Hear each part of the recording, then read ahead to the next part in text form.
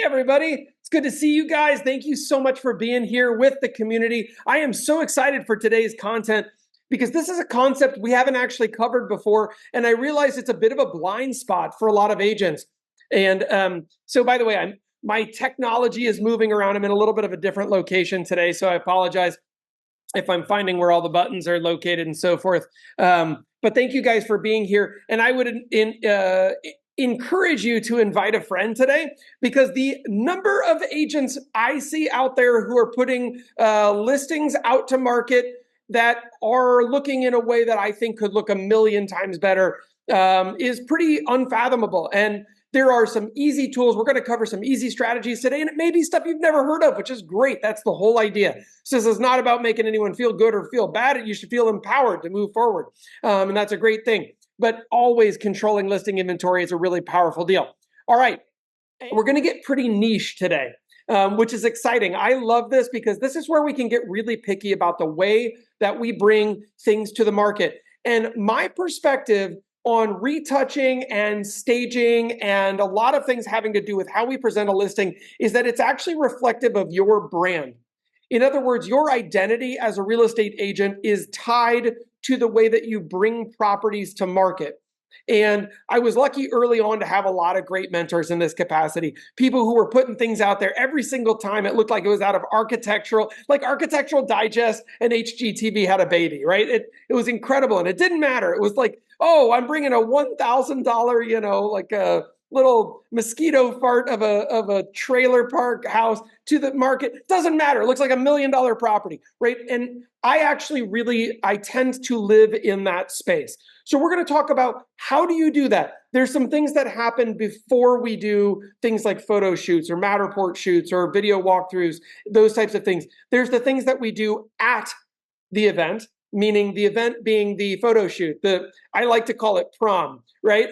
I always like getting ready for prom, and then I like going to prom, but both matter. We got to get ready, then we got to go.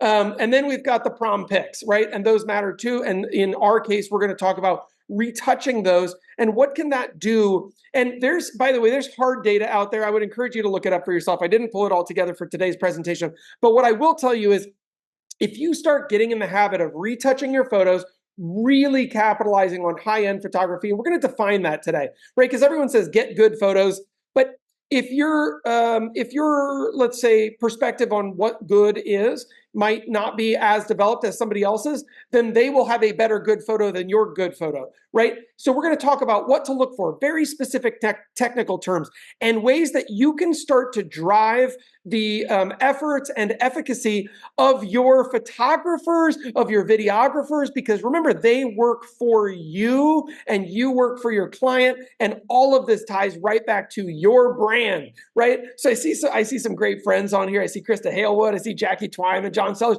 I know these are all people who know so much about real estate. It's so exciting. But we're going to put our heads together today. And you guys, I'm sure, are going to teach me something today. Just this morning, I was going off and I was like pulling some photos to talk a little bit about HDR photography. And I saw that people were using a new term, and I dug into it and I realized it's still just HDR photography. They're just putting new terms around it to sell it. But agents get sold on stuff all the time. So it's exciting. We're going to go deep. I do have a couple slides to help us kind of guide our thoughts just for the opening here. And then we'll go a little bit deeper in just a minute. And we're actually this is going to be very fun. Here's a pro experience. Today, we're going to do some live retouching that you guys can do from home, even with no experience. I'm going to show you how to do it. This stuff took me very little time to master. And what's amazing is I started doing this early on in my career, and I got a little obsessed for a while, went too far. Everyone goes too far, by the way. I overdid it. So some of my images ended up looking like plastic for a while. It was like a little too, it's like that person that you see in the magazine where you're like, well, she's not real or he's not real. Obviously they look like an avatar. So you don't want to do that to your images, but we're going to talk about how to do this correctly, what things to look for, and then how to produce professional level balance in all of your imagery. And what I will tell you is this will increase your income in two ways. One, when you really master putting professional grade imagery out on every single listing you touch, and there's a reason for this, but the main reason is that when people are considering you as their agent, whether it's on the buy side or the listing side, they go and they look at what? They look up your name and they find your what? inventory, right? Think about it this way. If I went and I opened a shoe store tomorrow, I love talking about shoe stores because I'm a shoe whore. And so if I opened a shoe store tomorrow and I took some like faded out, kind of half-ass iPhone photo of my shoes on the floor, and it was just kind of dark, right? You couldn't really see them. Maybe one of them was blurry. It just was not a great photo. Would that sell as well as the exact same shoe being sold by, let's say, Nordstrom, where they have it in that white background, it's all professionally lit, it's then been retouched, they even took like a piece of lint, they took that off the shoe. And we might think, well, it's the same shoe. It doesn't matter that it's the same shoe. People pay for presentation and they convince themselves of your capability based on the way that you present yourself to market. And I would say spend less time photoshopping yourself and spend more time photoshopping the properties that you're putting out there. And I don't mean changing everything. If people think Photoshop means like removing a door or adding another roof or something, it's insane.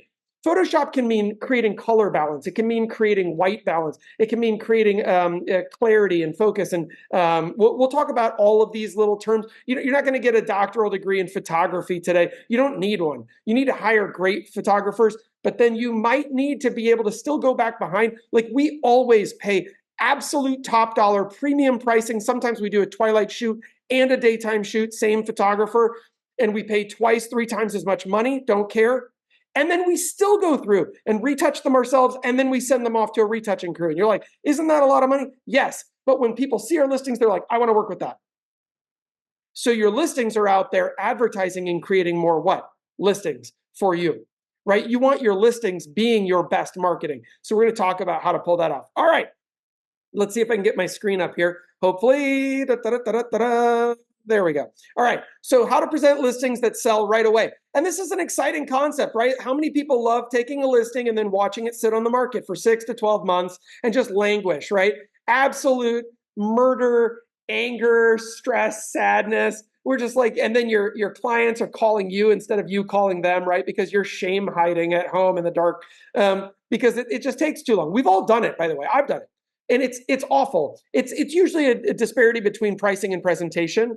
And I will say pricing is a whole different conversation, different strategy. We've had great agents on here talking about that. Today, we're going to talk about the presentation of the property. And what you can see right there, by the way, same image left and right. One is appropriately retouched. The other one is not. One is an HDR photo. The other is not.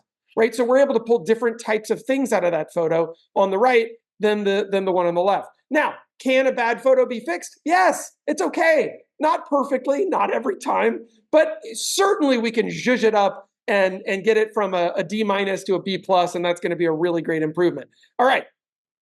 So the very first question we're going to ask today is, would your listings get asked to prom? And I know that's a silly question, but I like it. And I actually used to say this all the time. We want to get asked to prom. We want to be the first one to get asked to prom.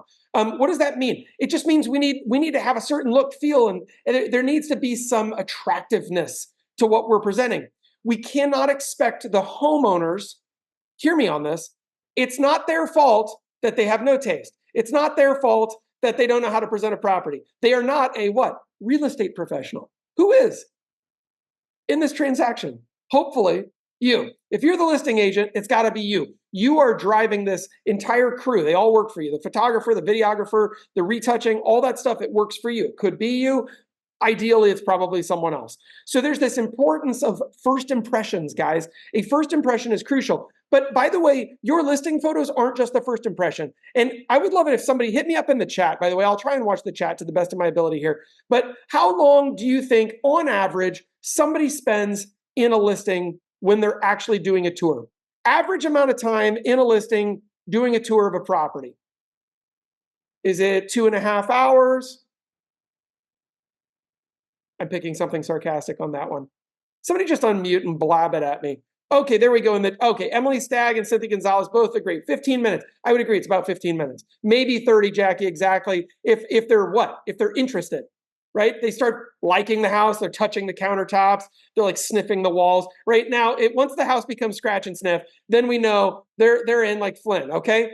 But before that, about 15 minutes. They're like in, they look around. They're like, yep, windows, doors, floors. Okay. They just get a feeling for it. Here's the interesting bit. They're not actually looking with a very critical eye in 15 minutes. Think about the average house is 3,000 square foot. They're giving themselves, there's like actually 7 to 10 rooms in a house, right? When you start counting bathrooms, mud rooms, outside, garage, everyone's spending maybe a minute or two per room.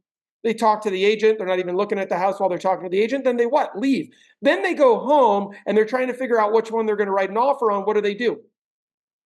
They look back at the photos. So your photos are two things. They are a lure to get people. I'm going to take it off screen share for a second. They are a lure to get people into the property initially. And then they are creating confirmation that this is the right decision, right?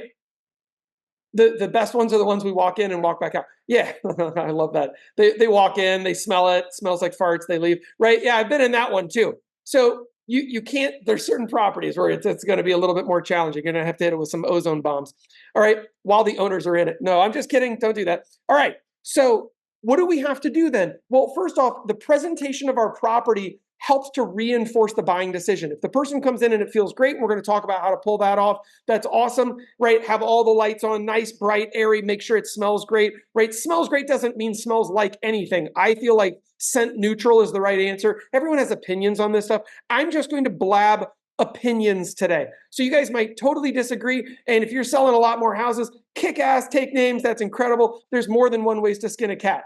But there's also a lot of ways to fail at doing this, and we're going to talk about how to avoid those so that whatever you're doing, it's going to be successful. You drive your price point up, you drive your commission up, you drive your repeat business up, and that way you're just going to make more money. And I love that. I want that for you, okay? So let's go back to our slides. Portion of screen, boom. All right. Selling speed is impacted. When photos are properly presented, when you are leveraging high definition and also HDR photography, we're going to talk about that today. What does that mean? And then retouching in combination. My goodness, those properties sell faster. I've seen data on this. I don't have it for you, but I'll tell you, it's something like 10 times faster they sell on the market. You're also able to push not just, by the way, not just sold comps, but also appraisals can move up. Because appraisers are now leveraging photography in a lot of situations to go back and do their appraisal reports. They're looking at beautiful photos, and for whatever reason, their appraisal comes back a little bit higher. We're seeing that happen. So there's confirmation that happens on both sides. It matters a lot. You cannot phone this in, and you must not be doing it on your phone. You might be thinking, I don't have money. I'm just telling you, throw it on a credit card, do what you got to do. But if you have a listing and you actually want it to sell, you must be doing this. Okay, next. They tour once, they look at the pics 1,000 times. So generally speaking, you get one tour and one buyer walkthrough. Maybe 2 tours and one buyer walkthrough. And the buyer walkthroughs, they're about to close, right? So this matters a lot because where are the main tours happening? On their computer, on their smart TV, on their phone, right? All from the comforts of their own home or their own wherever they are. This matters a ton, guys. So they're confirming and reconfirming that this is the right property for them. And then they're side-by-side comparing it with other properties. So you got to make sure not only that it competes with the property itself, but that it competes with everything else on the market. And frankly, most of these folks are dodos and they've been watching HGTV for 6 months dreaming about buying a house. And now they've gotten pre-programmed to HGTV standards, which, by the way, all of the properties that you see on HGTV, Architectural Digest, any of that kind of stuff are all retouched, and they are shot with insanely high definition and incredibly balanced photography. So you're competing with that type of imagery. You have to be able to compete. As it turns out, it's no longer optional. You can't phone it in. Okay. So, and then lastly, the goals of the presentation today, we're going to try to get more showings, more offers, faster sales, higher prices, and more listings. We want your listings to go get you more listings. The very best way to do that is for all the neighbors to be like, dang, they made Karen and Bob's house look good, man. I want to hire them. That's how you do this. I just want you to know. It's not, yes, door knocking, that's great. But if all the neighbors wish that they could be working with you, they will. I promise. Okay. Couple more topics before we go into some live demo stuff. And we are going to do a lot of live demo stuff today, and it's going to blow your minds because what's possible now with AI and technology and smart learning, it's just so much faster than it used to be. We used to have to go pixel by pixel. It's awful. Decluttering's not optional. Who loves that photo? Man, what a kitchen that bad boy is, right? Look at those beautiful cabinets and that incredible refrigerator covered in stuff, right? Gross. So dealing with this with clients has to happen as part of the negotiation of the property. And I'm going to take this off so you can see me on this. It's a negotiation. The client does not want to do this work. Chances are many times they don't even really want to move. They probably need to move, right? In this market, they almost definitely need to move, right? A lot of people are trying to hold back. If they're selling, it's because they need to sell. So they're not exactly enthusiastic about the process. And decluttering, no matter who you are, by the way, decluttering, even if you're just straightening your house on an average Tuesday, is a pain in the butt. Nobody likes doing it. It sucks. Okay? You got stuff sitting out. It's like, where's all this stuff supposed to go? So you're going to have an empathetic and kind conversation, and remember to connect this conversation to the end zone that your client is trying to reach. What does that mean, Jeff? It means your client is trying to sell their house, yes. So you can connect it to that. By the way, decluttering a house, and we won't even call this clutter, just removing items from countertops. That depersonalize is a term that I like to use. Depersonalize the house. These are your personal items, and those are great, but they're reflective of you, and we want the buyer to imagine themselves here. So we're going to remove anything that is really indicative of you and your personality, which is great. I love your personality, right? But they're not buying you, they're buying the house. So we want to get it back to the house's core personality. What do I do with all this stuff? I would encourage you to go ahead and start boxing it up, because guess what? We're going to get you sold really fast, and that's going to be exciting. You can go ahead and place this in a box and put it into your garage. And I don't care, honestly, if the garage looks like a hoarder den, that would be fine. I'm talking to you guys now, not to a client. If the garage looks terrible, that's better than if the house looks terrible. So if we're going to remove furniture and we're going to remove personal effects, they can go into the garage. We don't have to tell people they have to get a storage unit unless they don't have a garage. Then maybe they need to rent a pod or something like that and keep it on their property somewhere away from the house, or have it shipped away, right, and sent to Siberia. All right. So, but we do need to encourage people to do it. The average kitchen countertop needs to have most of the stuff removed. If it's a small kitchen, that might include what? A microwave. I don't care. Oh, but they've got this beautiful stand mixer. Doesn't matter. Doesn't come with the house. Remove it. Because the house is going to look bigger with less crud in it. I promise you. Right? So you're going to try and get it down to maybe one item. I would pick something that is a color splash. And here's a classic mistake that gets made in the photography world. If the house itself has tones of yellows, oranges, reds, especially a lot of like live wood, right? Wood, the natural wood tones have reds and oranges in them. You're going to want your one item to potentially have blue in it. It's a complementary tone. Has anyone ever studied these complementary colors? Like orange and blue go together. You'll notice sports teams tend to leverage orange and blue, right? It's because they pair well. Orange and yellow don't as well. It like kind of causes vibration. Your eye gets all twitchy. So you want to use complementary tones. Most houses tend to be overbalanced on the red side of things. And when the photographer comes in, it's very hard to fix that in a photograph. But interestingly, if there's something blue in the frame, the camera can capture that and can re-white balance very, very quickly. Super neat. So just a little pro tip, like a blue vase, even if you just keep it in the trunk of your car and put it in every house, doesn't matter. One blue vase will help you counterbalance a lot of evil. And even like normal looking floors end up looking sometimes a little bit like red. Have you ever seen that in your photos? You're like, why do the floors look so freaking red, right? And we can fix that really quickly. And I'm going to show you how to fix it in the photo, even if you already have the pics. In fact, I have a friend today who said that she was willing to come up. She's got some photos we're going to take a look at, and we're going to make some improvements. We're going to talk through things that can be done.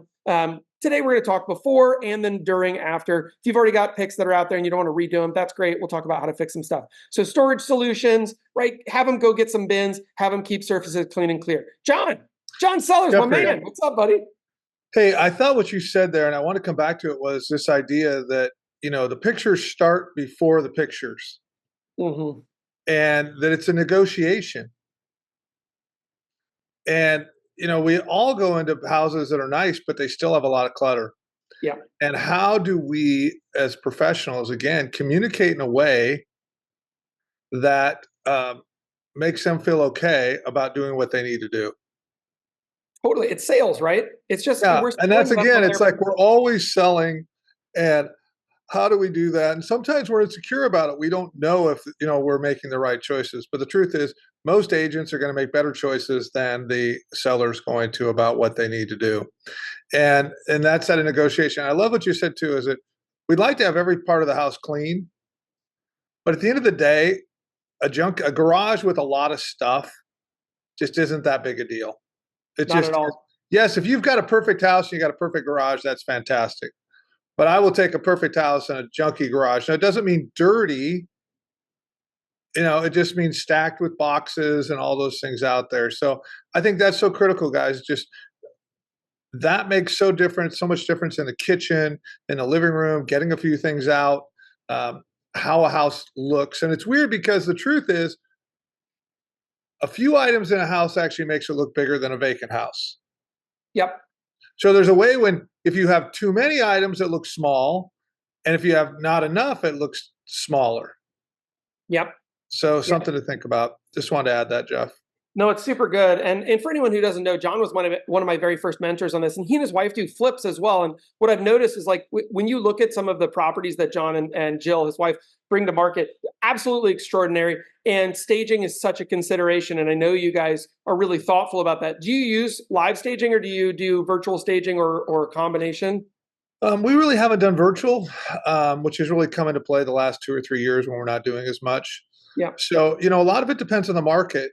So ideally we do put some furniture, but we're not putting furniture in every room per se. But putting some things in a kitchen, a few things on the counters that look appropriate with the right colors. So if you have a vacant house, um, even as an agent, if you have a vacant house, to have a few extra items, some towels that you're going to put in a bathroom makes a big deal with the right colors. Having a few items to put on a countertop make a big difference. Having a few things to put on a fireplace in the living room, maybe something in the corner. If you're not going to fully stage those, and those are pretty inexpensive to buy and to have on hand. Yeah. Like for a couple $100, you can have all of that stuff. It's just Yep. going to give it that little bit of a warmer touch with a vacant house. I love that. Yeah. And one of my very favorite things, John, is like you see a lot of listings that look too dark.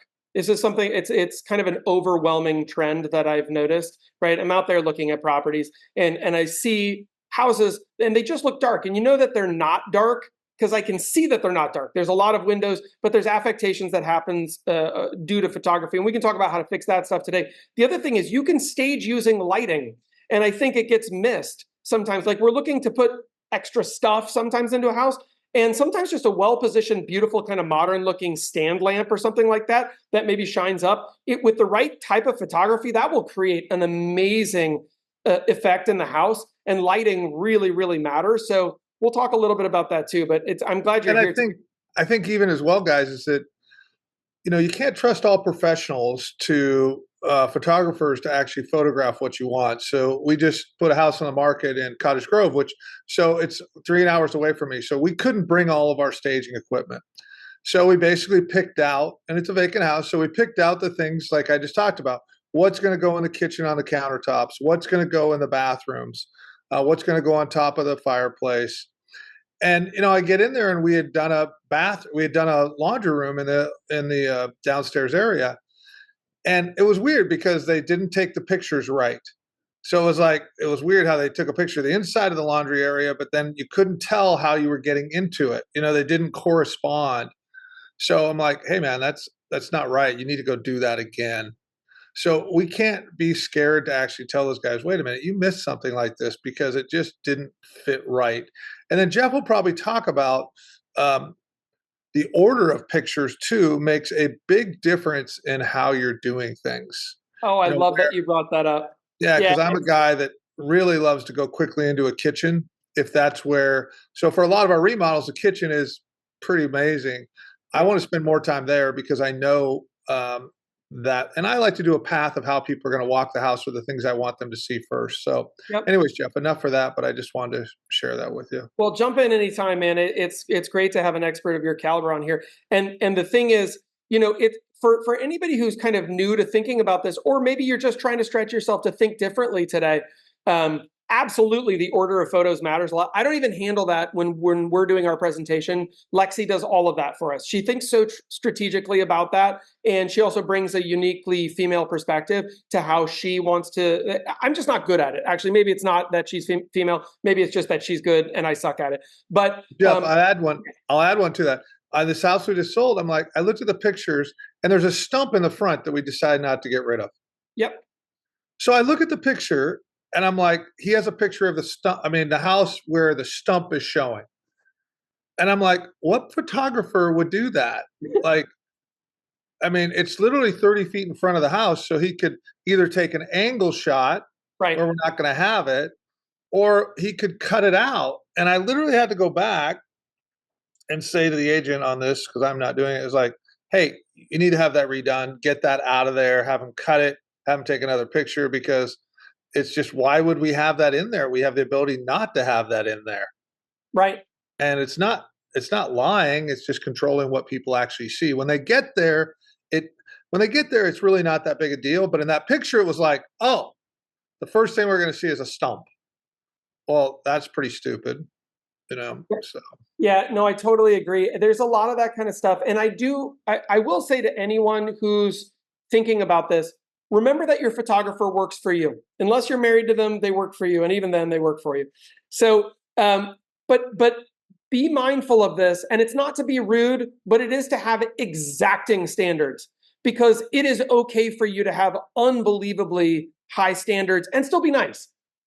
When I speak to a new photographer who's going to do work for us, right? Like we just did this because we've been working on selling our condo, and so I had exacting standards, and we burnt through one photographer, got to the second one, by the way, because I know exactly what I want. Period. End of story. And if you can't do it, you can't do it. Right? This is like, you need to be able to dance this ballet. And if you can't do that and you're just flailing around on stage, then you're not qualified. Sorry. And I'm willing to lose money on the photography, meaning do a second shoot, to get the right shoot. So I want to just give some mindset around this to everyone. The things that I insist on, and feel free to write these down. For whatever reason, I didn't put this on a slide, but these are things I always insist on if I'm speaking with a photographer. Number one, that all of their photography will be done leveraging a tripod. Because if you want crispy photos, they're not possible when someone's handheld. And if they try and talk, oh, no, trust me, I'm a professional. Okay, cool. Well, then bring your tripod. It's not up to you. It's up to me. You want me to pay? Bring the tripod. Second thing, I want multi-exposure bracketed HDR. I'm going to put that in the chat. Multi-exposure. We're going to talk about this. What does this mean? Multi-exposure bracketed HDR. All right, there it is. So multiple exposure. By the way, some of this is redundant, because HDR, which you've heard of probably in real estate photography, right? High definition resolution. This is a concept that requires that you have multiple exposures. I say bracketed because what I want to have happen is that the photographer sets up their tripod, the camera's on top of it, and the way that HDR works is they take a very dark exposure of the room, unbelievably dark, by the way, too dark, where if you saw this, it would be the worst photo you've ever seen, all the way to, and then they take usually 5 or 6. I don't want any fewer than 5 if you're working for me, because I know what it starts looking plasticky if you do fewer. And so then I want the camera to automatically auto bracket each of those, meaning they press the button one time, they step back, it takes the first exposure, then it automatically takes the second exposure, then it automatically takes the third, fourth, fifth, and possibly sixth exposure, without them ever touching the camera or the tripod in between. Why? Because I will get fuzz and affectation in my photos, which makes me truly angry. I'm going to get passionate about this stuff today, guys, and I'm going to let you know, because I want you to have a quality of photographic experience where everyone who sees anything you bring to market goes, like literally that level. I don't care if you're listing a mobile home, doesn't matter. If you do this every time, it's going to be like Babe Ruth, man, just hitting home run after home run. All your properties are going to sell. You're never going to have an expired listing. And your clients are going to trust you, right? There's a trust. When you make their property look better than they could have dreamed that you could present it, and you help them to do that in real life, I promise you, they'll bend over backward. They'll tell all their friends it's incredible. Okay, so you must insist on this. So just talk to the photographer. Listen, I want you to come. I want it to be on a tripod because I don't want, what they do is they take that dark photo and the light photo and all the photos in between, and they blend them using technology so that the dark photo is able to capture outside. Like right now, let me show you something. Let me deep blur this is going to be an interactive session as all get out today, guys. This is kind of fun. All right, I'm in a rental right now here in Puerto Rico, a different rental than a different complex. Just walked over to it. I'm helping a friend of mine. So check this out. So look out that window. Does everyone see the beautiful ocean? It's right there. Not a joke, by the way. That's the ocean right there. Can you see it? Do you see the ocean? Nope. Why not? Because it's so freaking bright outside that you can't see it. And yet, has everyone seen this photo before on a listing where it looks dark as hell inside that? By the way, it's nice and bright inside here right now. I'm going to tell you right now. It's bright inside the house right now. Does it look bright on the photo? Nope. But here's what will happen. I'm going to disconnect. This is fun. So let me walk over here and show you what you're missing. That's outside. Do you think that might increase the price point if you were able to see what's right outside the freaking window? Right. This is a problem when people are doing this to their clients, right? And you're looking out the window and you're like, it's a bummer that it's just a bright white light. It looks like there's an alien abduction happening right outside the window, right? That ruins everything. Let me turn all my filters back on. Got cool stuff going on here. All right. So how do we fix that? The answer is HDR photography does fix that. The dark exposure would capture that outside stuff so that they could blend it in. Because by darkening the exposure, things that are bright become possible to see. Now they can blend it in. So it kind of paints from that palette. The super bright exposure would be able to take corners and all the little dark shadowy spots in the room and make them look bright, right? And then what we do is using an algorithm, which just means it's a fancy word for like a computer equation, right? So the computer just makes some decisions and blends it all together. Now, there are good HDR blend patterns, right? Usually made by Adobe. And then there are less good ones that probably are discount warehouse or whatever online, right? So what you want to do is work with an experienced photographer. And the best predictor of success is go on your MLS, comb through every single photo, find the absolute, like the most slamming photos. They look like, it's like the HG Dream Home giveaway. Call that agent and be like, who's your photographer, by the way? I'm just curious. That's how I found mine. That is absolutely the best way to find a skilled photographer. And if they won't tell you, fine, go to the next one. Who cares? You'll find a different one. There's multiples, but there are also bad ones. Don't hire those. And if somebody does bad work for you, never, ever get strong-armed into hiring them again. Sorry, but that's my opinion. They work for you. You work for your client. You owe it to them. Sorry, we're going back. All right. HDR or flambient. Flambient, by the way, just means using flash and ambient. It's still the same thing. They're taking multiple exposures. They're blending them together. They just happen to be using flash. You can also do this yourself. I've literally gone so far as to bring several flashlights and be strategically holding them while they're taking the HDR photo. And you can light up corners and do all sorts of really cool stuff in the photos for a house in real time while they're taking the photo. And this is for my friends who are super high leverage, I'm at every single photo shoot. I insist. I want to see what they're framing up. I want to see that they're doing some dumb crap where they're framing a door into the front of I don't want that. Nope, go into the room. They need to have a wide angle camera, by the way, so that they can capture it. And they need to have the correct software to make it not look like a fish, had a hallucinogenic experience when I look at this later on, because it looks so wacky that it's all bent at the sides of the screen. Walls don't come in bendy. So we need to fix that. And there's software that does that. It stretches it and straightens those lines back again. But it's not possible to do it just at the level of the photo. I want the photographer to take care of that. So when I get a delivered product, I can start working from an actual retouching stance. You can see over here, and let me see if I can zoom in on this for you. At the bottom, this is what I was talking about. This image here is a very dark, that's a very dark exposure. Does everyone see that? Super dark, right? That would be way too dark. But look at outside. Do you see how beautiful that is? I can actually see what's going on outside. So the algorithm would use that part. Now, same exact image, same exact framing, because it's all on what? It's all on a tripod, so the camera never moved. This is a medium exposure. It's not a bad image again, but it's not great. This one over here, overexposed. Do you see how when I look out the windows, I can't quite make out what's going on? There's no color density outside. The plants all look washed out, and it looks like the sun is literally touching the earth, right? It's not okay. It's too bright. And so, and by the way, there should be an even brighter exposure past this one. But then when we come to an HDR blend, look at this, and this is from our friends over at PhotoUp. You know, I like their stuff. It looks nice. Look at that. I can see what's going on outside. They've pushed this photo is lovely, start to finish. I can see what's going on. I can see all the clarity that I need to see. It doesn't look like some big, train wreck.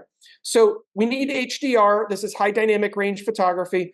And that's going to allow us to capture all the light and the coloring. Is everyone clear on that? HDR from here until the end of your career. Flambient is the same thing. It's still HDR. Don't let somebody upsell you on that. Well, would you like us to do flambient? Okay. It's just, that's a marketing term. It's not a photography term. Choosing the right angles and compositions. I would recommend that you spend some time looking at professional, architectural digest level photos of homes. There are things that happen, and then there are things that do not happen. Generally, great photos are taken from angles of rooms, not straight on. Generally, you don't have something really close up that's kind of obscuring the photo, and then a lot of stuff in the background. So you want to understand composition, and if your photographer is making a mistake, which they do all the time, guys, you can fix it before they take that photo. And you can be nice. Right? If I'm with my photographer, I'll say something like, hey, you know what? What I'd prefer is let's move over here a little bit so we can get this out of the front part of the frame. And they'll be like, oh, hey, good idea. Or if they're like, no, I'd rather do it here, I'd be like, nope, you're going to do it over there. Because at that point, I'm going to go ahead and alpha dog them because I'm paying the bills. All right? So choosing the right angles and composition, really big. Optimal lighting, turn on every light in the house. All of them. And by the way, do that before the day of the photo shoot so that you can find out if they've got half the white lights are warm lighting and half the white lights are cold white lighting. Let's fix that and make them all match. I would prefer something kind of halfway in between, if possible. If you have choices, that's great. But if you got 6 recessed lights and one of them is bright white and the others are all warm, first off, that's going to need to be fixed before you can sell the house. Second off, you can fix that in retouching, so go ahead and take the photo with the light on. It's not ideal, but that's my recommendation. And then post-processing enhancements. This is just for when they're using fisheye. You can fix that stuff. Couple more examples. Same thing from PhotoUp. Appreciate those guys. Really great company. And I'm saying that because I'm stealing their photography for this presentation. But what you can see here is the difference between the overexposed, underexposed, and perfectly blended. And over here again, an outdoor HDR bracketed. We've all seen all 3 of those bottom photos, the one with, holy crap, I can't believe the shadows that are in this picture, all the way to the HDR blend, which makes it possible for us to see something really attractive. Are any of us having some aha moments? If you're not using HDR and you just realized what HDR is, your brain just exploded. Right now you understand why all of your competitors are putting out photos where you're like, why can't I make my pictures look like that? It's HDR. That's it's the verbiage you're looking for. I promise. So what has to happen for this, though, is the photographer basically has to take 6 of the same image with different exposures. Short to long is really how that works. Okay, so this is important for you to know. And this is a starting point. John was talking about the photo shoot, by the way, starts way before. It is a negotiation early on. Here's something else I'm going to tell you. When you start doing this and you start doing it well, this becomes part of your listing presentation, y'all. When I'm speaking with a prospective listing client, I have the capacity to say, hi, Luba, listen, here's what we do. We bring in this professional photographer. First off, we're going to go ahead and we're going to make some strategic adjustments so that we can maximize your pricing to get you the most money out of this based on what your competitors are doing. You know, some of the other people out there, they do silly things like leave too much stuff on the counters. We're not going to do that. We're going to be really thoughtful together, right? To make sure that you get the most money out of your house so that we can get you guys to Kentucky so you can be with your kids or whatever it is, right? Second, What we do then is we bring in an unbelievable, the best in class, right? We've got the best. Anyway, we're going to bring in the best in class photographer, and he, she, it, they, whatever, are going to do this incredible photo shoot.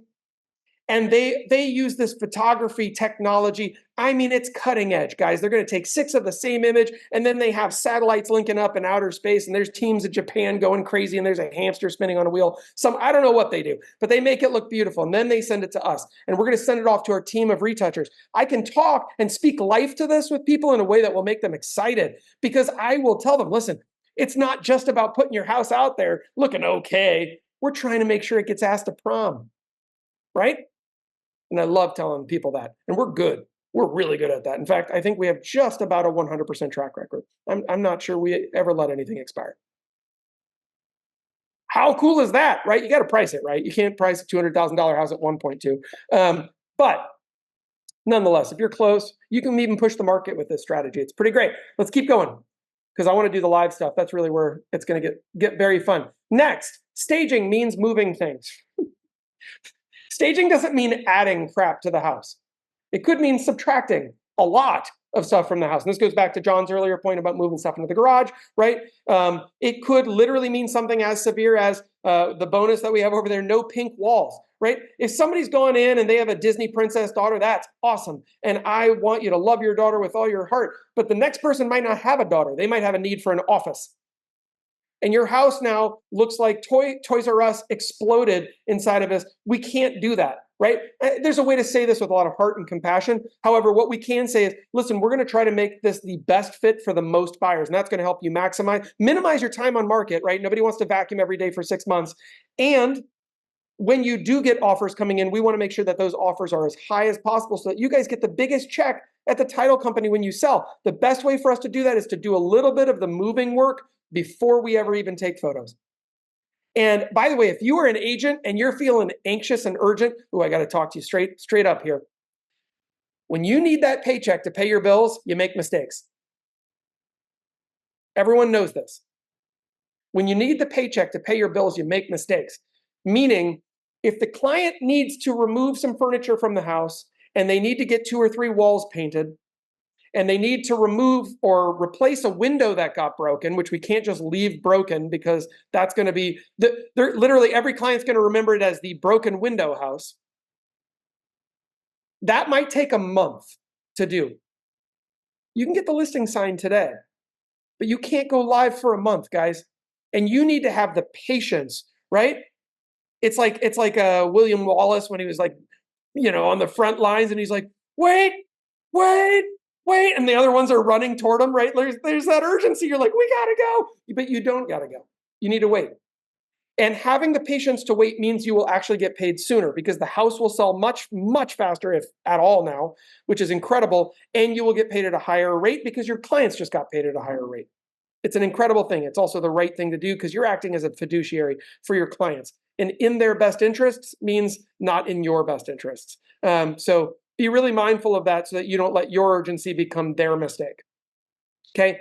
The garage can hold a lot of crap. We know that. Less controversy. Reduce and eliminate stuff about politics that's up in the house, religion, anything that's polarizing, right? If they had a big poster up about some movie, if they owned an adult movie store, I've heard that literal story from somebody who, you need to get that stuff out of the house. It's polarizing, meaning people have strong feelings one way or the other about it. You need to get it out of a house. You might perfectly align with their views on politics or religion. That's fine. But the next buyer who walks through, who's got deep pockets and is ready to buy this house in cash and close tomorrow, might disagree with everything that's on the walls. Get it out of there. Trust me. Just get it out of there. You're limited. It's one less objection, and we want one less objection. And get yourself and your family out of the picture, right? Everyone's got their beautiful family photos. Oh man, your family is lovely and incredible, and they should be hidden, right? Not only is it a safety thing, I don't want some weirdo coming in here and taking, selfies with your kids on the wall. But second off, let's go ahead and get all of the things that point to you out of the house so that the buyer can imagine who in the house? Themselves. We want the buyer thinking about themselves and their future in the house, in the property. It's not a home anymore. Now it's an asset, and we're trying to sell it. Okay, so we want to depersonalize is the way that you put that with people. Let's depersonalize. Pink walls, listen, that's a personal touch. I love that. You guys love that. And if we look on HGTV, there's not one pink wall to be found. It's just because the big middle, the 80, 90% of people in the middle, they're going to want cookie cutter. Let's look at what builders are doing, right? Builders will have an accent wall, but it'll be dark blue or kind of a luxurious green color. And we can match those colors. In fact, we can find out exactly what those colors are by doing a color match. So if we want to do an accent wall, we can do that. Elimination is an incredibly helpful tool to remember. More is not more. Sometimes more is a lot less, actually. And so removing things will make spaces look bigger. There is a point of diminishing returns. John made that point earlier, which I think was really, really wise, to a point, you can overdo it. Digital staging is possible now. You have to be very careful. Some of them look goinky. Some of them look incredible. I've done it and been very successful with it. However, you have to be cautious, and again, they work for you. So you have to drive the process and be creative with that, right? If there's some room where it's like, what the heck is this room? Turn it into a gym and write home gym in the description. And now that property is luxurious in a way that it wasn't before, right? Different than, I don't know, trying to make it look like a bedroom, and now it's the smallest bedroom anyone's ever seen and it looks dumb. So it's about making strategic decisions that align with where a buyer can go, wow, that's a cool feature I never would have thought of. And remember that sometimes this is also about elimination. A bad photo can't be fixed, and you just leave it out. Done that with an entire bathroom photo before. It was like, this bathroom just does not photograph well. Don't care, I'll let them discover it in the house. I'm leaving that pic out. Well, how will they ever know? They can read. It says 4 bed, 3 bath. They understand there's a bedroom or a bathroom that got left out. But if it's just total, that like the photo didn't turn out well, or it just doesn't photograph well or something, eliminate. Present to market well. Get people in the house. And if nothing else, get feedback for the seller then now that you've gotten showings.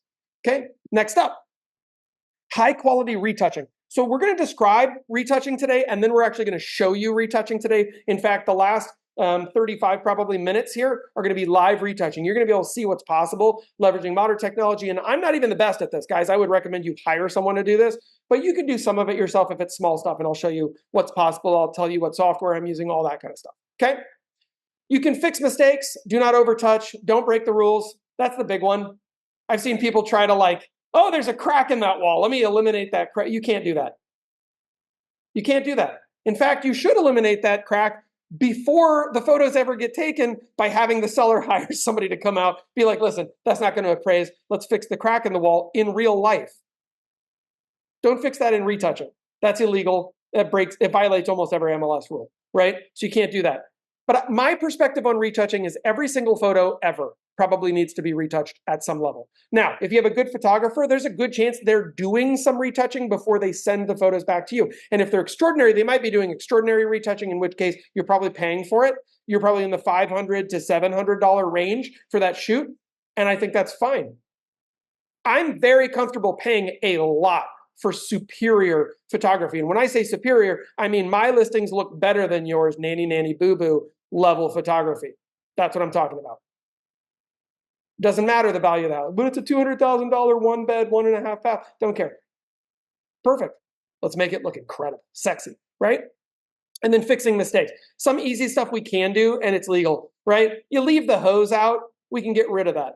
There's they leave a dog squeaky toy in the middle of the floor in the living room. We don't want that there forever, right? That fluorescent green squeaky toy, we can get rid of that bad boy. We can even do some simple stuff like if there was too much glare on a window because a counter window was left open, and we can remove the glare. We can do some stuff like that that doesn't affect the structural integrity of what we're trying to show in the photo. What we can't do is get rid of a window, right? You want to sometimes, but you can't. So we'll show what can and can't be done. And then lastly, virtual tours are still tours. I don't think these are necessarily always a requirement. I have friends who would disagree with me violently on this. I would say whatever you do it consistently. Do it consistently. Do you remember that virtual tours, Matterport tours in particular, that's a brand, not a thing, but virtual tours like this, walkthrough tours, are very hard to retouch. So the house needs to look really good in real life when you do this. you can't have dog squeaky toys on. It's going to be really hard to remove them. It is possible, by the way, but you're not going to have access to the source files, so it's way harder. You have to actually ask the professional to do it for you, and my guess is half the time they're going to say no. So make sure that you're ready to go on that. Okay, so I'm going to stop this. Hopefully I haven't scared Krista away, because Krista is my guinea pig today, who agreed. She's got some photos and we're going to take a look at them. And Krista, can I bring you up on stage? Do you mind? Hold on one second. I think you said absolutely. If you said no way, I'm really in trouble. Unmute for me. There we go. Hey, it's Krista, everybody. She's in Hi. Independence, Oregon. Krista's an awesome agent. And we're going to take a look at some photos today. And I would love to, give me a little bit of backstory on this listing. Help us to understand where we are with things. And let's see if we can make some progress today, because we're going to look at some stuff and then we're going to talk about what's possible in terms of zhuzhing up a listing when it's already out there. Okay. Well, this is my listing. It's in Independence. It's located in downtown Independence. Awesome. It's a 3-bedroom, 2-bath. It's just under 300 square feet. It's pretty much a first-time home buyer type home. It's in a nice neighborhood. It's been on the market for 2 weeks. It's listed for $405,000. It does have some updated features. Has a newer roof, furnace, AC. And we've had 3 open houses. First week was kind of slow, and the last 2 I've had some people coming in. No offers yet. But yeah, if you know anybody who's looking to move to Polk County or interested in Independence, Monmouth, Dallas area, please look at my listing. It's a nice little first starter home, 3-bedroom, 2-bath. I love that. And so tell me a little bit about the photography. Did you do the photography? Did you hire it done? What happened with that? No, I hired a professional photographer who came in. I did have it staged. So the homeowners have moved out, so it was vacant. So had a friend that came in to stage it, just did the living room and the kitchen and the bathrooms. But yeah, so I had a photographer come in and take photos. Perfect. So we're going to talk through this. And are you married to the photographer? No. All right, good. I'm gonna be hard on them then. And so what's beautiful about this process, by the way, Krista's being vulnerable with this, but really none of this has to do with you, Krista. It has to do with the presentation of the property as it relates back to the photos. Now, there's probably some pre-work that we can think about, whether it was for this property or moving forward, but there's also some stuff that we can do right now that's going to change fully the dynamics of how this looks. And then we can make some decisions. By the way, I have multiple times taken absolutely new photos with a new photographer on an existing listing in order to really connect the dots and get it to move on the market. Because if something's stale and I feel like it's priced appropriately, then I know that it's the way that it's presenting, and I absolutely must change that. It becomes, I can't sleep at night. I get really itchy. I don't like things sitting out there for longer than 30 days without an offer. And because I don't, right? Let's go fast. So we're going to look at some photos today. And first thing I'm going to do is I'm actually going to walk you guys just through the raw imagery that we've got on the listing.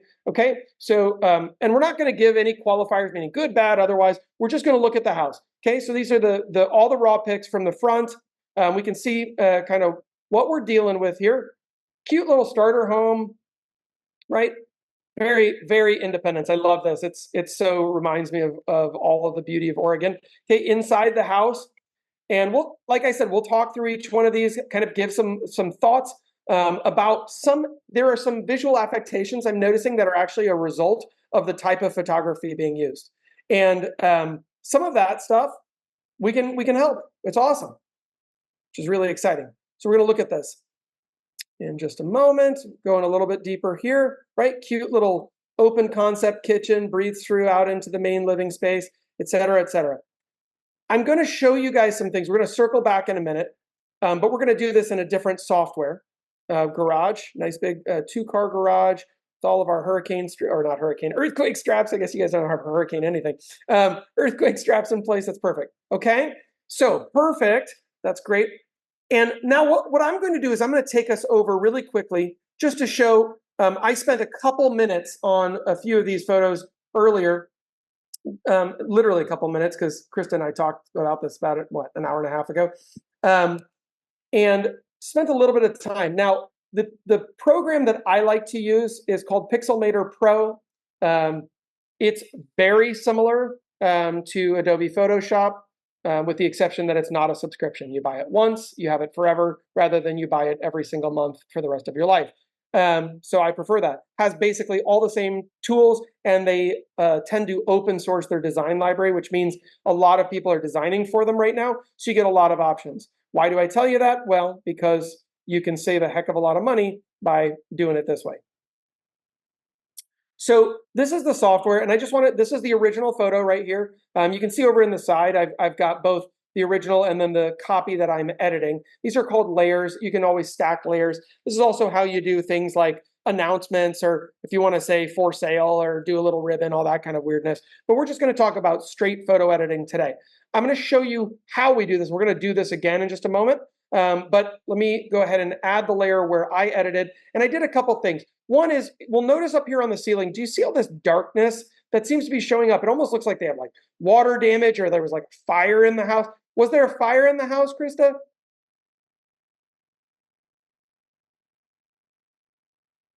Sorry, I have like the vacuum cleaner going on in the background, Oh, and then you're the good. typewriter. I mean, the copy machine. No, they're not. No water damage that I'm aware of that they And yet didn't mention to me. all this shadowing makes it look like there was like smoke damage, doesn't it? Or like there's like Mhm. mold on the other side of the wall. What's actually happening is they did an HDR blend, and they let the algorithm take care of it. But partly because the fan was also spinning, it created some visual affectation. I recommend maybe Mm. stopping fans in the future before you take the photo. That'll help a lot with that. But then when we get the blending, it pulled out the darkness here, but in weird patches, so it looks blotchy. And that blotchiness is not going to help us, because if I'm a buyer and I'm looking at this property, I'm like, uh-oh, they had water damage on the roof, I'm out. Like literally, I would make that decision that quickly. Mhm. And so how can we fix that? Well, let's take a look at what happened here, and I'm going to show you guys how this happened. But here's it, and I haven't fully done this. This was about 4 minutes in the software. So I'm going to pivot back and forth between these: before, after, before, after. You might also notice we removed a little bit of hardware there in the middle of the room. After. What we've done is we've done an intense brightening of the ceiling. Ceilings tend to come out way too dark in HDR photography. And brightening that ceiling is not hard to do, but it also removes a considerable amount of shadowing data. Is it possible to completely fix this? Yes, it is. I'll just be honest. We could get rid of every single bit of that, and I'll do that one for you and send it over to you, Krista, as a way to say thank you. But all we have to do, so let's go back to this. We're going to create a new layer, and I'm going to show you guys how to do some of this stuff in real time, because it's going to blow your absolute mind what is possible leveraging today's technology and how quickly this can go. So I need to close down that window. There we go. Now I can see. So this little tool right here allows me to cut things out of a photo. Okay. So if I were to cut this out, you could just see I've literally cut it out.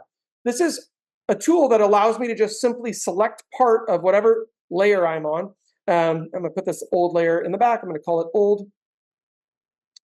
And for those of you who don't like watching retouching, this would be your time to leave. If you want to learn how to do this on your own so you can save a ton of money, I would recommend it. So here's how we start this. I'm going to cut out the ceiling, leveraging all of these hard lines. Now, the interesting thing about ceilings is that they are straight lines. So I can literally, I just clicked right there. Do you see I created an anchor point?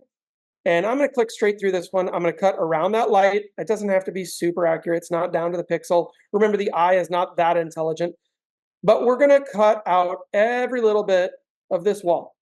Coming around here. You can even see up here where they did the seam work, Krista. Because of the HDR, it makes it look like the ceiling is wet right there, which I guarantee it's not. But it looks like an active leak is happening in the ceiling. And this is the problem sometimes with higher end photographers, is that when they're getting going on their high end photography, they may not know how to fix some of these affectations just yet. And as a result, they get pulled out. And the way I always refer to it is it looks like plastic. And plastic's not a good look in a photo. So we want to go ahead and fix that. Now I'm going to circle back around. I'm just setting some anchors outside. And now if I were to cut this, let me show you something really quickly. If I were to cut this out, that cuts out the entire ceiling. That's what I've just grabbed right there. Does everyone see that? That's literally what I grabbed in that photo. It's just the ceiling. We want that back in. So I'm going to undo that. But what I've done is I've set an area of retouching, which means if I was painting a color like red, I'll do this obvious. I can't color outside this zone, but I can color inside this zone. Does everyone see that? Right? So I could color the ceiling red. That's nice. It's not what we want, obviously, but I'm doing that as an example so that you guys can see this has set an area, and outside that area will not be affected by whatever I do next. So let's do the wrong thing. Because sometimes when you do the wrong thing, it makes it obvious what the right thing is.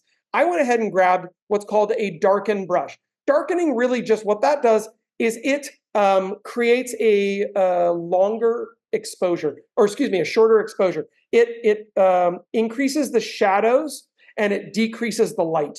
So it's like turning down the lights on whatever part you use a shadow brush on. So I'm going to go ahead and create a fairly large one and I'm going to run it across. Does this seem to be helping this photo?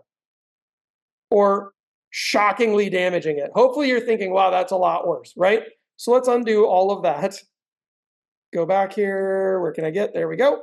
So let's go the other direction. Let's lighten.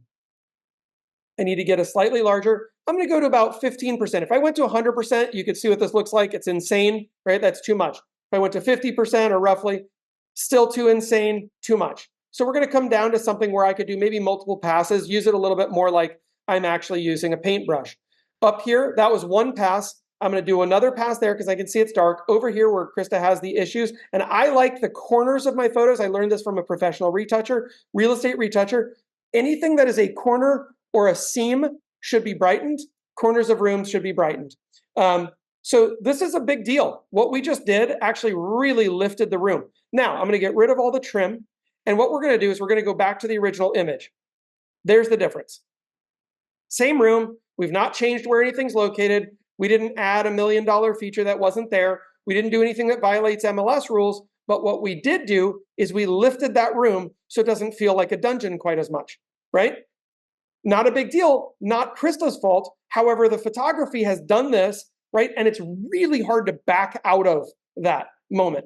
What I also notice about this is that and this is a common thing, guys.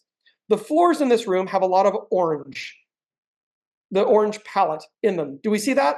They're just, if I look at that color, that's a fairly orangey reddy color right there on the screen. When I zoom in, it becomes really obvious, right? There's a lot of that color. And then we do have a little bit of blue that got pulled out there. We have a lot of orange in this piece, and we have a lot of orange trying to come through in this piece.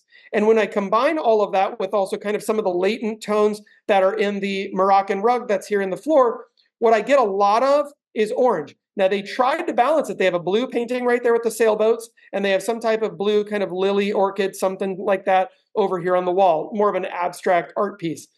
I'm going to want to pull these blues out and squash some of these oranges. There's a couple different ways to do this. We're going to talk through it. This is all stuff you guys can do at home. I'm going to show you how to do it in the software, and I will tell you I've used Photoshop. I've used Canva has some really light like baby tools that I don't recommend. They don't work as well. But if I come down here, this is telling me the full color profile of this photo. And what you'll notice is that it's confirming what my eyeball just said. Do you see that where it says selective color? And right here, I can see that my orange palette is overwhelmingly dominant. Now I could just pull the saturation down on that. And do you see the effect that just had on the photo? If I push it up, you'll really see it because now we've gone in the wrong direction. But if I pull it down maybe 5, 10% even, that just eliminated a lot of the orange overbalance that was in that photo. Does that make a difference for you guys? It does for me, big time. Mm-hmm. Krista, how are you feeling? I do. I like the change, yes. Yeah, it's nice, right? Helps a ton. And one way that we can do that is if your eyes are playing tricks, you can just come down into this part of the palette. By the way, this is a Mac software, so there are equivalents for PC. And by the way, if you have questions, feel free to reach out to me. I'm more than happy to direct you in a lot of different types of softwares that can do this type of retouching. Or at a minimum, just send your photos off to someone through Fiverr or Upwork who does real estate photography retouching, and look at their examples and make sure that their examples are amazing. Hire them for a limited run first, or have them do one photo for free, by the way. Most guys will do that to earn your work. And if they do a great job on that one, pay whatever it costs for the rest. Trust me, it's worth it. The other thing to remember down here is that blue is the opposite of orange. So I can punch up the blue in this photo, I can punch it up pretty hard. I can punch it up all the way and you barely even see it. Do you guys see that? Like I literally ran it up to a 100% punch up on that. That is pretty incredible. And I can also darken those blues to give them a little bit more depth and clarity. Look at the image on the left side of the wall. Now, what's interesting is if I undo this, look at the difference. The floors look a little less orange. The blues are coming out. This photo is feeling a lot more balanced. Now, I haven't shown you how I removed that piece of furniture that's on the wall and their kind of plates collection and that kind of stuff. What we can do, let's see here. I'm going to go to the next move because I wanted to do this in real time for you guys so that you can really see what's possible. Some of the other affectations. This is a common one. Do you see how this part of this wall is substantially darker than the part above it and the part below it? That's because of HDR and the algorithm. It tried to take this brightness right there and this brightness right here, and it tried to levelize it, and it believed it needed to make this thing in between darker. But walls don't naturally, when we're in this room, it doesn't look like it goes light to really dark to really light again. Am I right, Krista? Yes. So why is it doing that in the photo, right? It's just because of some weirdness from photography. How do we fix that? Well, let's talk about the easiest way. There's a tool in all photo editing softwares called a clone, and we're going to leverage the clone right now. So I like to pick a hard angle. The clone literally lets me take something, like let's say this image right here. I'm going to grab the edge of this, and I could repaint it right here. So it just allows me to paint something twice, right? That's crazy. That's not in the house. Obviously, we're not going to do that. I'm just showing you a severe example of what's possible. So when you start getting creative with the clone tool, though, you start understanding that if this part of the wall looks great and this part of the wall looks weird and it's all the same size, I can paint this part of the wall down here, which is a nice, handy trick to have up our sleeve, okay? So how would we do that? Well, we're gonna have to zoom in a little bit. And what we're gonna do is we're gonna grab a palette reference point, preferably on the edge, right on that line. I can even see the pixel line. So I'm gonna come down that straight line to here. And now I'm gonna go a little bit smaller on my brush so I don't get rid of that switch. And you guys are gonna see that is the upper part of that wall coming through. Now I went a little too far and I accidentally grabbed part of the kitchen. We can see that. But look at what's happening here. I'm showing you the harder way to do this. And if I were doing this and this was a photo, this is actually how I would do this, and it would take me quite a bit of time to get this exactly right. But that fixed it, but now I can see it looks all wonky, and I can see where I basically painted it. So the faster way to do this, and this is, I promise to show you guys some faster tools. If you were looking for the quick fix, I can use the tool I was just on, which is a selection tool called a quick select. Adobe Photoshop has this. Most major photo editing softwares do. I can come in here, I can correct this by subtracting part of this image. I want you guys to see this in real time so you know what your retouchers are doing when you pay them to do it, and why, by the way, they are absolutely worth their weight in gold, and you should definitely hire one, okay? So now I'm gonna come in here, and let's see, I could do this as a painting expedition here. This is literally painting the wall a different color. We can see that. It's kind of a nice way to handle that. That wall just got a paint job. That looks much more attractive. And when I back out, I'm going to see a lot less of this. It looks crazy to you guys right now. None of this is changing the structure of the wall, the location of the wall, anything else. But what we are doing is we are eliminating the lack of continuity of that wall, which was absolutely driving my eyes bananas in the middle of this photo. We're going to get rid of a couple things. I could even get rid of those little bumps, and I will for you in the final draft, Krista, so don't worry, because we're going quick today. But what you'll notice here is that got rid of that bump in the middle. The darkness here, to a large extent, has been eliminated. Some of these little rounding edges here, I would fix all of that with this tool. I would come in and I would paint this again and again and again and again and again and again and again and again. And you're probably like, Jeff, doesn't this take a long time? Yes. I set aside usually 6+ hours to retouch photos for one listing. And I know that might not be how you choose to use your time, and that's fine. However, I truly love doing it. If you don't love doing it, hire it done. But it takes me a lot of time, but they get perfect by the time I'm done. I'm going to show you a couple other things. There are a lot of shadowy spots in this particular image, and you may have lost track of where we were on the original over here, guys. When I show this to you, it's going to blow your mind. Let's come in here. All of these shadowy spots, again, professional retoucher taught me all this. Lightening the corners of your images helps a ton. It makes the room feel bigger. We're going to come in anything that looks dark, any corners that look dark, we're going to just slice out, and we're just going to add a little bit of extra light, like we were shining a spotlight on them. Any dark parts of the image, even if we were going to keep this piece right here, which I might still desaturate slightly, meaning I'm going to pull color energy out of it, color energy out of that over here. And then I'm going to boost the color energy on those blues. I'm going to go a little quicker, guys, because I recognized just now what time it is. And I know a lot of you are like, this is like watching paint get changed, because it is. Thanks for that, Krista. You're kind. Normally my wife just rolls her eyes on that kind of stuff. And I don't like the kind of, you know how sometimes plastic changes color over time?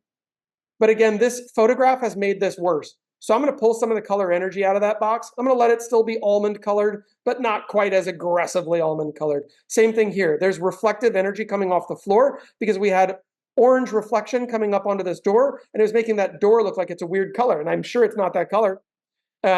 Outside, I'm going to saturate the color of that other house because I don't have a better option. If this was slightly more HDR, we could make different decisions here. It's not. So it's something to think about maybe with future photography, Krista, is if the photographer would do like a long bracket, you would have been able to see right outside there. That would look beautiful. And that wash right there, do you see how uncomfortable that is when I zoom in on it?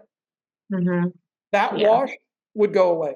All of this would just be nice, crispy imagery, and I'd be able to see that flooring. I'd be able to see what color it is. The fence, I'd be able to see that, even though I don't like the fence. I've seen it outside. We could fix it, right? This stuff up here on the ceiling would all be necessary to go over with parts of the ceiling that actually don't look messed up, right? There are things we can do that are out of bounds. Whoops, I did too much. There are things we can do that will be out of bounds. Like, for instance, I can do the heel tool here, and I could just fix that and fix that, but they're there. I assume those are actual mistakes on the ceiling. Is that right? Yes. Okay, so we'll leave them there because that's unfair and illegal. I will show you guys, however, new tools that are out there. This particular tool, pretty rad, because it allows me to start deleting things that are actually in a photo. And you might be thinking, holy moly, I don't know how to do that. It took me a few minutes to do this, and I'm not going to do the whole thing right now, but I would just grab this baseboard and literally use it to paint over. Straight lines are fairly easy to replace. We just need to use a palette to do it. And then I would grab this baseboard over here and paint over this.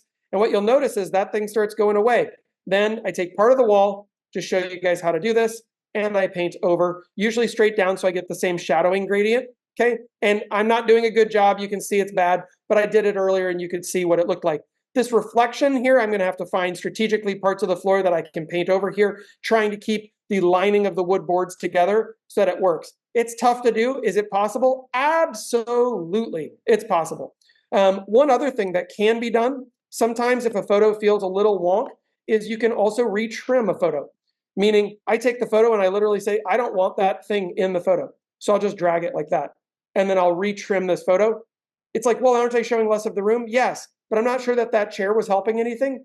So it makes the kitchen look bigger when I zoom in on it. So there's a lot of stuff I could do here. I'm going to change to a different photograph. Here's outside. Here's the original. I've deliberately gone too far on this one, but I just wanted to show you guys some of what's possible here.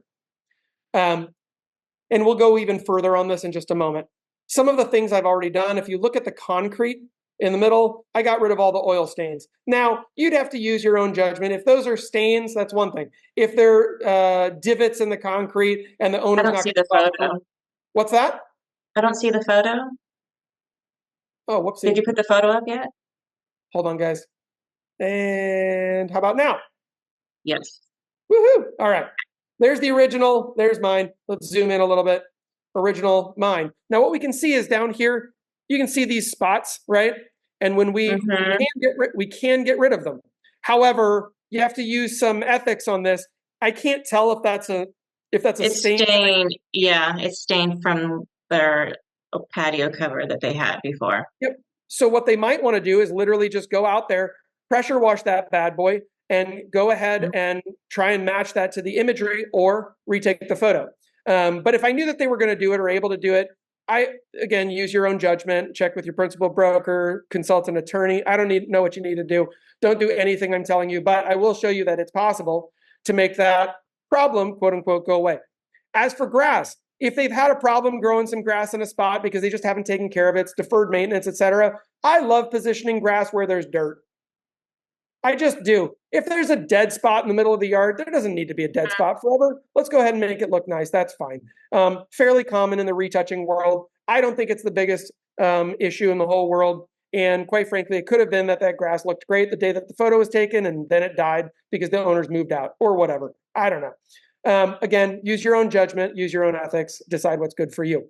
Some other things that are going to matter. And in fact, let's do this in real time, Krista. So these spots down here, this heal tool is incredible. Again, also in Photoshop, so very easy to use. And if I come down here and I go duplicate, I'm going to use this so that we can do back and forth. If I come down here, I want you guys to just see, all I have to do is trace over what I want to disappear. It will take data from around it. It's using AI and machine learning to do what just happened there. If you feel like you can't do this, you are out of your mind. This did not require a lot of training for me to learn how to do what I'm doing right now. Okay, are we all hip? I just want you to see what's possible and what's out there. It's, again, whether or not these can be actually gotten rid of and whether or not your principal broker is okay with you doing it, you need to have some real DNA on that. But I just want you to see not everything that's there. And same thing, if there was a dog toy in the middle of this yard, I could do that. Like, do you see this brown patch right there? I don't like that brown patch. It draws my eye because I'm a perfectionist. You can ask Lexi. I'm an absolute nightmare when it comes to our houses. I want them to look perfect a lot of the time. I'm hard to get along with. So boom, that just fixed the brown patch. Now, what if I was being real picky? I could say, well, I don't like that little white patch or that one either. In fact, I could get really picky and do what I did on this original image and just redo the whole lawn. Take me a few minutes. In order to do this stuff around the patio here, let me show you how to do that. Because I get a lot of this question from people when they've seen what we've done. Just use your selection tool that I showed you earlier. Select the lawn. Whoops, I just realized I'm making a mistake, Krista. You get all your money back. Hold on, there we go. Let's trim it again. So we're gonna trim out this bad boy. And what we're really doing is we're just isolating the lawn. Okay, so I'm gonna come up here, I'm gonna go right along that shadow line. Do you see that shadow line? I wanna go right along there because that's the natural line that my eye sees and believes it's just part of the deal, okay? But I do wanna extend all the way up to the little shed back there. And then I'm gonna take along the shadow line at the edge over here, come down the house, do a couple little cuts, nothing big, but just wherever I would find grass to be appropriate, and then straight along that deal. Now, so that you guys can see what just happened, if I cut right now, I've just really selected the whole lawn. Does everyone see that? And I can get rid of it. I could replace it with a lawn, by the way, and you can just go online and find a photo of beautiful lawn and then literally stick it underneath it. In fact, I'm just going to do this for you guys so you can be like, what is Jeff talking about? Hold on. I'm just going to find a beautiful lawn. I'm on Google right now. I know you can't see it. Don't worry about it. I'm just going to find this really pretty picture of a lawn. This one's going to not be the perfect thing, but I'm just trying to go fast for y'all so you can get as much bang for the buck as possible. Here it comes. All right, there's a beautiful lawn. Okay, does everyone see that little picture I just put in the middle of the screen? I'm going to put it behind this image. And then I'm going to go into edit this bad boy. Whoops, can't do that. Showing you one option here. And I'm going to drag it to be too big. This is how some of your competitors are doing this. End of story. Now that looks fake as all get out to me. If you ask me, it just looks weird. I see a lot of people doing this. I don't recommend it. Is it possible? Yes. Does it look wonky? Yes. Don't do it, is my answer. But let's talk about what we really want to do. By trimming this, I've made it possible to go ahead and grab my cut and paste tool and be like, where's the most beautiful, consistent grass in this lawn? I would actually argue it's about right here. Do you see that little spot right there? That looks really nice. So what I want is think about that like it's a paint palette. And I'm going to use that little paint palette and I'm going to paint a little bit of that by just clicking along there. Do you see what just happened? Now, it still looks artificial. I'll talk about how to de-artificialize this in a moment, but we have to make it fairly consistent first, okay? A little painting over here, never hurt anybody. A little too much, probably, but we'll fix it, don't worry. That might have hurt us. Hold on, we're gonna go back. I liked that shadowing, I think, a little bit more. All right, are you seeing what's going on? Hopefully this is helping you to understand you don't have to have all those insane dead lawns in your images. Okay, so your photographer is not going to do this for you. That's a 100% money back guarantee from me. They just aren't, unless they have comprehensive retouching services. Now, I come back in and I go, it doesn't look half bad. If I do this heal tool though, this allows me to select areas that look a little wonky. And when I just keep clicking, it will get rid of some of these weird affectations, because what it's actually doing is borrowing energy from around it, and it's healing, meaning it's pulling all that in and making strategic decisions at the level of an artificial intelligence bot. Okay, I don't like that little bit right there. I don't know what keeps happening. And it may take you 10 tries, but eventually the bot will be like, well, do you like this? And you'll be like, oh yeah, there you go, finally, less weird. Okay, is that a better? That's a lot better. Yes, of course it's better. Right, so that's the original, that's ours. Better, yes, for sure, right? So what we're trying to do is just to achieve better without breaking the rules.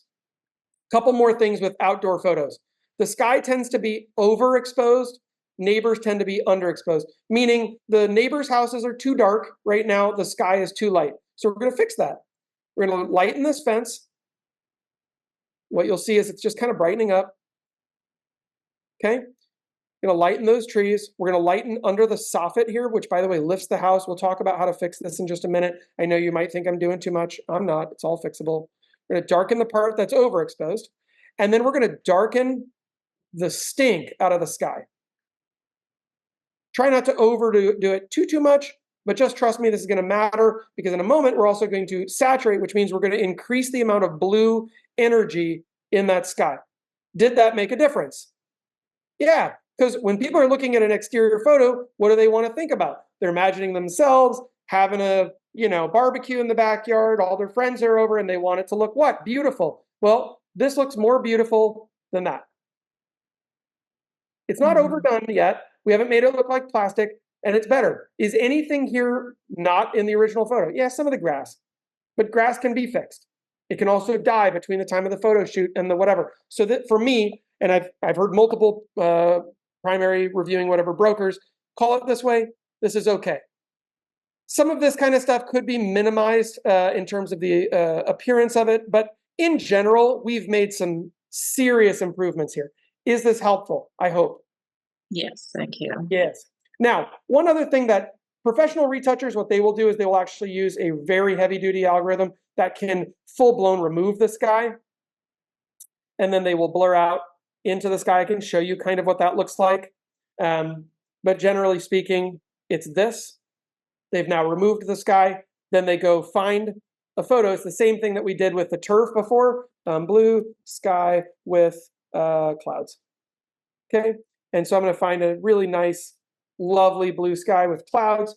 Just going to give you one more strategy. Lots of retouchers use this one. It's not my favorite, but again, you do what you want. If you live in Oregon, for instance, the problem is this might be a Texas sky that we're adding, and that's where it starts feeling a little weird, right? Is you go, well, that's not what the sky here looks like. But this is how a lot of retouchers are doing that. And then what they'll do is they come in and all this remaining stuff, you just have to literally go pixel by pixel and get rid of all that. Not my favorite tool, not my favorite strategy, but I did want to share it with you because it's one more option. I think darkening up the sky is your better option, and still is going to give you a superior product. Okay, so these are a couple few things that you can do. Any questions on that? No, thank you. I appreciate that. Absolutely. Now, just to get hypercritical on the photos, Krista, for you in the future, this is not the best representation of what HDR is capable of for you. So I would call a company in your area. I believe Virtuance is a good company that does this. They have a proprietary algorithm. I have no vested interest in that company. I've just used them before. They cost a bit more. And for a house like this, if you did a twilight photo shoot right now, it would allow you to strategically mask some of the things that are less appealing. What's happening under that soffit with the kind of exposed nails from the roofers getting carried away because they like big boy nails or whatever, right? Some of that stuff that's like sticking out wouldn't be as apparent, but you'd get this beautiful glow of the sky instead that would capture the eye, and you'd get reds and purples coming out of the sky, possibly at sunset. They do this at twilight, meaning it's when you're like isn't it way, way, way too dark to be taking a photo? And the answer is no. Okay. And so they would take that photo, then they would retouch it, send it back to you. It'd be stunning. If you haven't seen twilight photography, go look that up. But that's the term that you want, twilight. It does cost more because they can only do one twilight photo shoot per day because there's only one twilight opportunity per day, to do this, right? And you need to be there in advance. I might also recommend on this particular house, just because of what the owners have, it might be interesting to strategically do some digital retouching. And I'll show you just from a past property of ours. Hold on. Are you seeing a house on your screen? Yes. Yeah, I see it. All right. So this is all virtual retouching on the inside. Or sorry, all retouched, and this is all virtually staged. None of this is real furniture. Our eyes can kind of tell the difference anymore, but I find it to be very appealing. And versus this house being empty, we were going to sell this house empty, but we put stuff in it instead. And this was That's amazing. Yeah, it looks real. But it looks real, and they were also able to create one aesthetic. I will also show you, we had this one room that we didn't know what to do with. Let me see if I can get to it. And this room, there we go, was kind of a bedroom, but behind this wall was a bathroom, and it had gotten recaptured, and then we had to do a split AC, and this is not really a bedroom, and we had used it as a shoe closet, which didn't really pencil or translate. So what do? Turned it into this awesome little workout space to help someone envision it differently. And I'm telling you, people freaked out. Thought, oh my gosh, comes with a home gym. It made it feel different and more luxury, right? Does that make sense? So every single photo can be revisioned. In the house that you're dealing with, I might consider that. Pulling the rug out, pulling their furniture out, place it in the garage. Don't worry about garage photos. Move that stuff to the garage. Then potentially reshoot the house as a twilight shoot, and then put on the inside, go to a digital retoucher or a stager, and I can make some recommendations if you need some, and have them digitally stage this. It'll cost you a few $100 in addition to the new photo shoot. So it's going to cost some money. However, you'll come back with a product that'll be like blah, blah, blah, blah, compared to this. It's just going to be a different experience. And the owners will think, wow, right? Game changer. Yeah. And then you take those photos to your next listing appointment. So you're not buying listing photos. You're buying marketing materials. That's the thing. That's remember, clever. Yes. I mean, I'm not a CPA, but I would ask your CPA, isn't this a tax write-off? Oh, right? Yeah. And so because you're presenting your marketing, you're presenting your property, this is your work. And so you should have some opportunities baked into that. I think this is a missed opportunity that a lot of people miss. So this is what I would do, and go back, do the twilight shoot, do all of that, and then I will absolutely do some work on these and send them back to you because you've helped me out today, which was great. Thank you. Thank you. I appreciate that. You're welcome. If you haven't learned anything else today, guys, what you should be learning is, at a bare minimum, hire the best photographer you can get your hands on. Comb through the MLS, figure out who's doing it right, hire that person. The same person. They charge 4 times as much. Yes, there's a reason. It's because it looks 4 times as good. So go use that person. They need to be on a tripod using HDR photography, and you need retouching afterward. And as John Sellers so rightly put it at the beginning of this call, the negotiation, the presentation of this property actually begins in conversation with the sellers, helping them to understand and get on board with this strategic approach to minimizing and getting their personalization out of the property so that we can start to present this like it's a builder property, right? Something that's just ready for market, something that looks like it's HGTV. And we can do that, and you have a lot more options when they start getting their personal effects out of the property. You guys are awesome. Thank you so much for being here today, for spending some time with me, with the community, and also learning a little bit about retouching and staging your photos. All right, guys, have a wonderful day, and I hope everything goes well. All right, talk to you guys soon. Bye, everyone.